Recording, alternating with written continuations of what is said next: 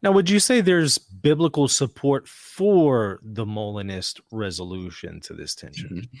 I think that you can give biblical justification for thinking that God has knowledge of subjunctive conditionals. Uh, all through Scripture, you Mhm. have these sorts of subjunctive conditionals about how people would act if something were the case. For example, Jesus says to Pilate, if my kingdom were Mhm. of this world, my servants would fight that I Yeah. might not be delivered to the Jews. Well, that's a subjunctive conditional that's in inspired scripture. And then there are stories in scripture that seem to display this kind of hypothetical knowledge. For example, in First Samuel, you have the story of David fleeing from Saul, and he's holed up in a city called Keilah. And there is a soothsayer in the city who has a divining device called an ephod, which could apparently only give yes or no answers. And so David asks the ephod, if I stay in Keilah, will Saul come down and attack? And the ephod says, yes. And he says, then, if Saul attacks, will the men give me over to Saul? And the Mhm. ephod says, yes, they will.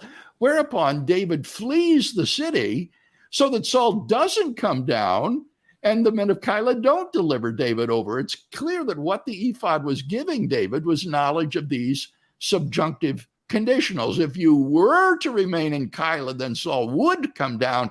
If he were to come down, then the men of Keilah would deliver you over to him. So we have good grounds in scripture for thinking that God has knowledge of these hypothetical subjunctive conditionals, but that's not enough for middle knowledge, you see, because to be middle knowledge, God has to have this knowledge logically prior Mhm. to the divine creative decree, to Mhm. his choice of a world. And scripture, of course, not being a philosophy book, doesn't speculate on that sort of thing. So while it can give us knowledge, or rather justification for thinking God has knowledge of subjunctive conditionals, I don't think scripturally there's any proof text that would show that he has this knowledge logically prior to the divine decree of a certain world. This kind of reminds me of something we see in the Gospels. I forget exactly what the quote is, but it seems like Jesus said something along the lines of, if Sodom and Gomorrah had been, alive at the time of his preaching, they would have repented. Would that be a subjunctive That conditional? was one of the favorite proof texts of Okay.